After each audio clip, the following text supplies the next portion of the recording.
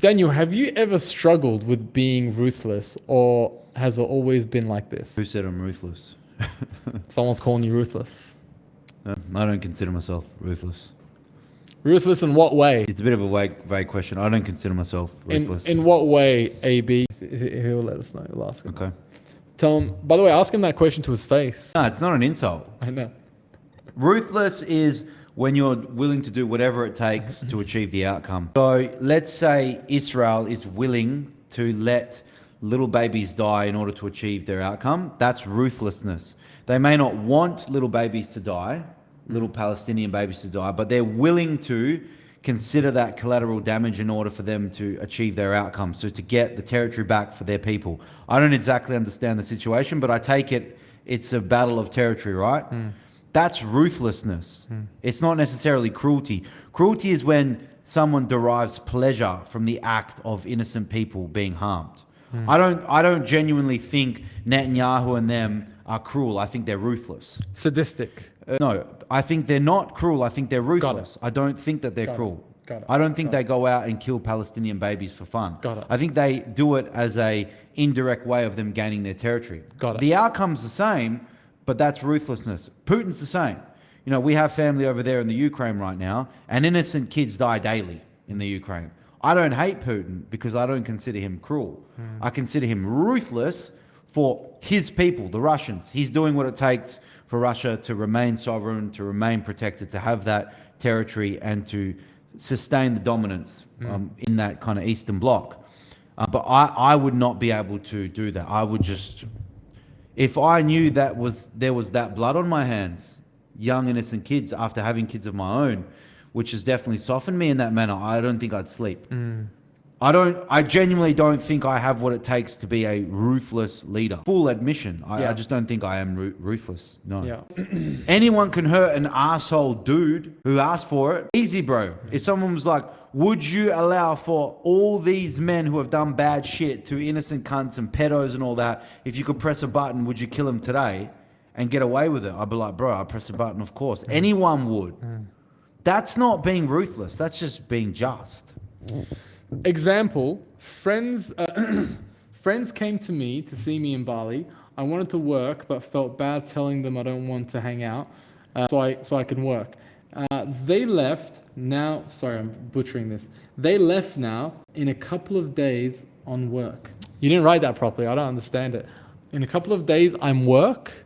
I think he feels bad for not hanging out with his mates. That's what I think he feels. Brother, if this is a major problem in your life, you need to reevaluate what a major problem is. If you think that telling your friends you need to work and you can't see them, even if it's on short notice, requires ruthlessness, then brother, you need to reevaluate everything going on in your brain right now. Everything. Because if you feel guilt from that, you're not going to make it. NGMI. On the daily, multiple times per day, I'm telling friends and family that I have to cancel a call, maybe not see them on a certain date because shit's popping up. A big event may be popping up, a relocation event where I might not be able to see my family.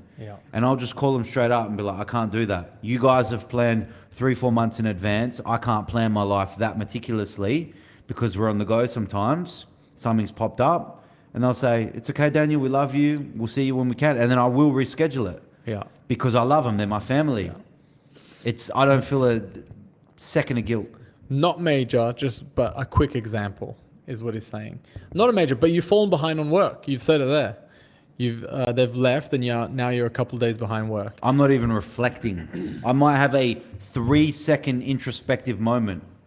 I'll just be like, no, I've got to cancel, boom, gone to work. And then I'm working, and then I'm thinking about the work, and I'm not thinking about the friends I just cancelled on at all. Do some friends get butthurt by this? Yes. Is there a balance? Yes. For example, if you tell people you're going to hang out with them and you cancel on them 10 times in a row, all right, you're just a cunt now. You're just a bad friend. It's not requiring rocket science in order to figure out where the balance is. If something important's popped up, don't worry about it. Prioritize yourself always. I mean, that's how you do it always. You're like, I could tell you someone important wants to meet with you for dinner. You'd be like, if it's past 9 p.m., I'm not doing it. He's not. No, if someone important wanted to meet for dinner, I would meet them for dinner. They're just not important to me, so I'm not meeting them for dinner. Correct. They're important in your world, but I do wish you were more like me in many ways. I wish we could create an in-between human. You and me, the best parts of me, the best parts of you. You think we're too extreme on both ends? Yes. Yeah, I do think that my arrogance and my introvertism is to a point where it becomes detrimental to my life sometimes. I do, and I need to work on that for sure. And for you cuck too often. You do have a bit of parasocial behavior where you look up to these people who just bleed red. I'm a socialista. There's a difference between being a socialista and considering these other people very important people that you need to meet without an outcome in mind, because you're feeling good that you're meeting them. No, but the thing is, I leave no leaf unturned. But what's your goal? Because if your goal is to make more money than me, you're losing. If your goal is to be stronger than me, you're losing. You're losing. If your goal is to have a family, you're losing. Yeah. What's your goals? Because those are my goals, bro. And if you don't have those goals, those same goals as me, I have to question you as a man. How can you not want more money? As in, like, how can you not want minimum 20 mil? Life is way better from 5 mil to 1 mil. 100%. 10 mil to 5 mil. 100%. There's no one that's going to convince me that life is only a little bit better after 150 grand a year, or that bullshit study people cite. That's complete cope. Don't listen to people who told you that crap. Yeah. But I enjoy it. This is how I've kind of put my life together, right? But there's actually a lot of things that I've put into my life from you, right? Like, bro, I'm prioritizing sleep. Good. I'm in bed 10 p.m. I'm not going out to the party. I've stopped drinking. And I think me stopping drinking is to do with you. Not just me. You're hearing it in the group now. Your social media mentors or whatever's popping up in your algorithm, they're all telling you. They're making you feel like a loser for drinking, and that's the switch. If you just say your health is bad, you're like, I'm robust, I'm redin, and maybe you are. But when someone frames it in the way that, yeah, you're a fucking loser, you're out while we're working and training and we're bettering ourselves, and you wake up and what? And you're a loser, bro. I love you, but you're a loser. And that just doesn't feel good. Like, how's that going to make you feel good when the people that care about you the most are like, you're 35, you're waking up from a hangover from fucking, what's it called, Surveyor? Yeah. Are you serious, cunt? You feel me? Yeah. And then you go to those events and you've probably had these epiphany moments. Maybe it's on drugs or when you're sober or not that drunk.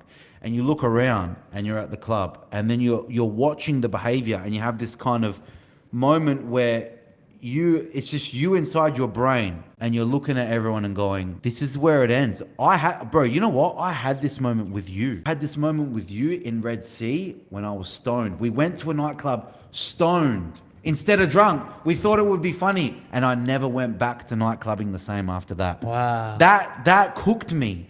We went to do you remember this? We went to the Red Sea many times. Which one? We went stoned one night in like the middle of the week. So it felt even more loserish. And we weren't drinking, or at least we weren't drinking much. And I remember analyzing the crowd and watching the drunken behavior and thinking, is this what I've been coming for? These are all a bunch of losers. Everyone. Yeah. I have to stop. I have to not be this person.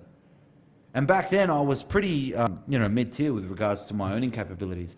And it's like, I just stopped most of everything and just completely changed from that day, bro. And just honed in on arrogance and competition. And I think in the early 20s, if you have that a little bit of arrogance, it helps you because it's that delusional self-belief. Now, I would link that to a benefit from weed. You wouldn't have had that realization had you not been stoned in the club. Nah, I think if I went to the club sober, it'd have been even more revealing. Because when you go to a club sober, which I did after the fact, it's fucked, bro. Fucked. People are literally falling over people and drinks are spilling and you don't realize how much liquid is spilling. And I'm like, what's going on, bro? There's glasses falling. Cunts can't balance. And then if you go to a nightclub sober and you got some hands and a fight breaks out between people that never fight, you realize that when you see those instances where our tall mate, is just is just actually laying people out. Oh yeah. And it's like a Bruce Lee movie. Yeah. And it's just bop, bop, bop, Yeah. bop, bop. Oh, he's amazing. It's because he's sober and a fighter, and these people can't balance. Yeah. He's a pro. He's a proper Well, fighter. he's a WBC champion. Yeah. And he's bigger than everyone. And that's not such a nice guy. nicest guy. Such a nice He's that high T, low aggression male. Nothing to prove. Yeah. Nothing for him to prove. No. You're 100% right. Going to a club, and the thing is, it's a filthy place. I own Mirage Karaoke Palace in Northbridge. Shout out to Mirage. When I go there during the day, when I used to live in Perth, You owned it. We bought it in like 2023. Oh, I didn't know that. Have you been there? Nah, our friends used to go there because. Yeah, a lot of. Why did they go there for? A lot of these guys go, right? Because they can have meetings in there because there's 10 rooms. It's a Chinese style. Wasn't the bikers, because I was not really hanging out with many bikers back then. It was like after the club. Yeah, because it's open to 4 a.m. Yeah. Was it Mirage? It was Mirage. There was another one called Galaxy, which is... maybe it's Galaxy. It's Galaxy. we're the ones where the rooms... When they're full and they're like, nah, no rooms, they come to us. Fair. And bro, when I go there during the day and the aircon's off, it's, going back to what you're saying, spilling drinks everywhere, bro, it's so moldy. That's far. It's so, you actually don't know how disgusting it is because the air conditioning is so strong that it's pumping the air for circulation. But if you turn off the air conditioning and go in there, when I go home, I take off my shoes. My clothes are outside, everything. I don't go inside the house with the clothes.